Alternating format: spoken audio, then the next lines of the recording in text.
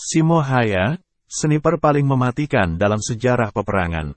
Pada tahun 1939, Uni Soviet menuntut beberapa wilayah Finlandia yang berbatasan dengan kota Leningrad. Tuntutan yang tidak masuk akal ini ditolak oleh Finlandia. Dan tanpa pernyataan perang, Uni Soviet menyerbu Finlandia. Prajurit Finlandia tidak gentar menghadapi musuh yang jauh lebih banyak. Mereka terkenal sebagai prajurit yang kuat, berdisiplin tinggi dan mahir menggunakan senjata. Salah satunya adalah Simo Haya. Hanya bermodalkan senapan Kokang Sako, varian Mosin Nagant Soviet buatan Finlandia yang terkenal berkualitas tinggi, ia memiliki rekor membunuh terbesar dalam peperangan. 500 lebih tentara Uni Soviet telah ditewaskannya dengan senapan ini. Dan dengan jenis submachine gun SMG Suomi, dia telah menewaskan lebih dari 200-an tentara Uni Soviet. Total ada 700 lebih tentara Uni Soviet yang telah dikirimkannya ke alam baka. Semuanya itu dilakukan dalam waktu 98 hari. Di rata-rata ia menewaskan 6 tentara Uni Soviet dalam sehari. Bahkan dalam satu hari, tepatnya dalam 6 jam ketika hari terang di bulan Desember, dia berhasil menewaskan 25 tentara Uni Soviet atau 4 nyawa tiap 1 jam. Dilahirkan sebagai peneimbak jitu, dengan tinggi badan cuma 160, dan seorang pemalu, Simo Haya dilahirkan di sebuah pertanian di wilayah Karelia, Finlandia. Sejak kecil ia gemar berburu, terutama berburu rubah. Dia sering mengikuti kejuaraan lokal dalam menembak tepat dan hampir selalu menjadi juara. Pada 1939 ketika Uni Soviet menyerbu Finlandia, dia berumur 33 tahun dan bergabung dengan dinas tentara untuk membela tanah airnya.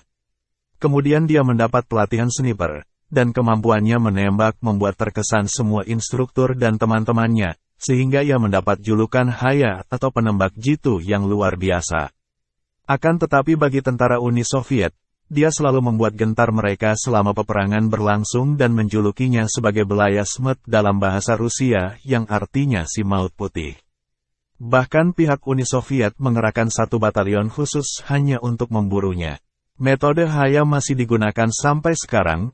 Dalam menunggu mangsanya, Haya dapat bersembunyi dalam posisinya selama berjam-jam tanpa pergerakan. Haya hanya bergerak pada malam hari, pada siang hari dia bersembunyi di lubang persembunyiannya.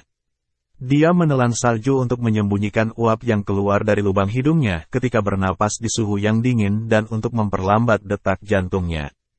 Dia hanya memakan sebongkah gula dan roti kering ketika sedang beraksi.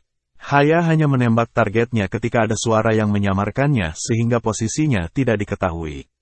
Sebelum dan sesudah melakukan misi, dia selalu melakukan perawatan senjatanya untuk mencegah macet ketika digunakan.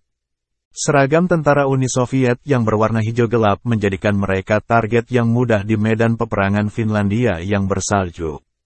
Fakta yang menakjubkan lagi, dia tidak memakai teleskop ketika beraksi. Tetapi ia tetap menggunakan pisir besi, karena lensa teleskop dapat memantulkan cahaya matahari yang bisa menyingkapkan posisinya. Lensa teleskop juga berembun ketika suhu amat dingin dan saat menggunakan teleskop, dia akan sedikit menaikkan posisi kepalanya beberapa sentimeter ketika mengincar target dan ini akan berakibat sangat fatal. Keahlian utama Haya menentukan jarak target, arah angin dan pengaruhnya terhadap laju peluru diperoleh melalui pelajaran dari ayahnya, pengalaman dan juga latihannya sendiri selama bertahun-tahun.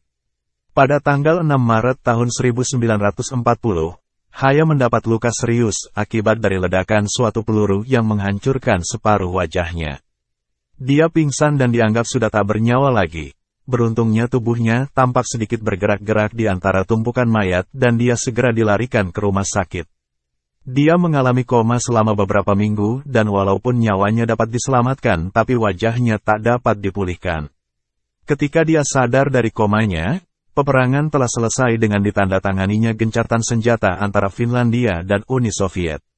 Sang legenda akhirnya pulang ke tanah pertaniannya dan hidup menyendiri di podoknya sampai masa tuanya. Dia tetap melajang seumur hidupnya dan dia meninggal dunia pada tahun 2002 dalam usia 96 tahun.